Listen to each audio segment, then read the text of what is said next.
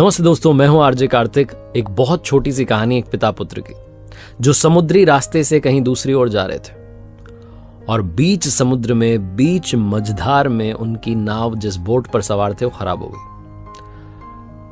अब उन्हें लगा कि सब कुछ खत्म होने को है, जीवन खत्म होने को है। तो पिताजी ने देखा कि दूर एक टापू दिख रहा था।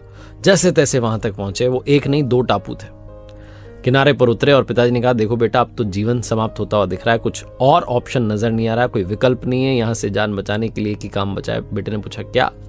पिताजी ने कहा, बस एक ही काम बचा है, ऊपर वाले की प्रार्थना करते हैं। एक टापू पर मैं जा रहा हूं, दूसरे पर तुम चले जाओ। ध्यान लगाओ और प्रभु से कहो कि हमें बचाएं, जो मांगना है मांग लो, कुछ ना कुछ तो होगा ही। पिताजी जाकर के ध्यान लगाने बैठ गए। बच्चा जाकर के प्रार्थना करने लगा अपने जो लड़का था दूसरे वाले टापू पर। और उस लड़के ने कहा कि ये तो बड़ा वीरान सा है। ध्यान में उसने कहा कि यहाँ तो बड़ा वीरान सा है, पेड़ भी नहीं है, फल खाने भूख लग रही है। जब उसने आंखें खोली तो वहां पेड़ ही पेड़ दिखाई दिए और फल बड़े बड़े लगे हुए थे। लड़का दौड़ के गया, जाकर के फल तोड़ लाया, खाने लगा। फिर से ध्यान में बैठ गया और कहने लगा कि चलो फल तो खा लिए, ये जगह बहुत सुंदर है, कुछ ऐसा हो जाए कि यहीं परिवार बसा लूं, एक झोपड़ी मिल जाए, यहीं पर मेरा परिवार बस जाए। क्या ऐसा हो सकता है? उसने ध्यान में ऐसा बोला। और जब आंखें खोली तो सामने एक झोपड़ी उसे दिखाई दी। उसका घर बन चुका था और साथ में पास में एक महिला खड़ी हुई थी। उसने कहा, क्या बात है, घर भी बन गया, महिला भी आ गई, शादी भी हो गई मेरी तो।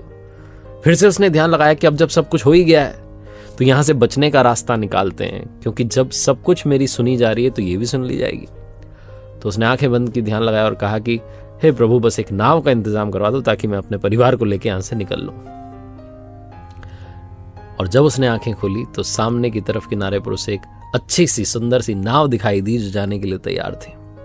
लड़का दौड़ के उस स्त्री को साथ में लेकर के दौड़ा और जाकर के नाव में चढ़ गया कि बस निकलना है। तभी आकाशवाणी हुई और आवाज आई कि बेटा, अकेले अकेले जा रहे हो, अपने पापा को साथ नहीं ले जाओगे। उस लड़के ने कहा कि मेरे पिताजी के कर्मों का फल मिल रहा है उन्हें, उनके चक्कर में यहां आ गए।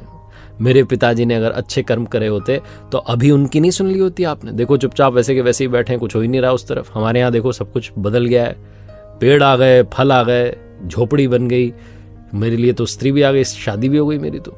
सब आपने सुन ली, मेरे पिताजी की तो सुन ही नहीं रहे हो। उन्हें उनके कर्मों का फल मिल रहा है, मिलने दो, हम यहाँ से निकलेंगे, उन्हें भुगतने दो।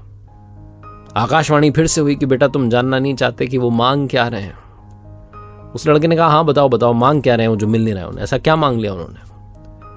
आकाशवाणी फिर से हुई और आवाज आई कि तुम्हारे पिता बस एक ही चीज मांग रहे हैं कि मेरा बेटा जो भी मांग रहा है उसे मिलता चला जाए, मेरे बेटे की हर प्रार्थना स्वीकार करना।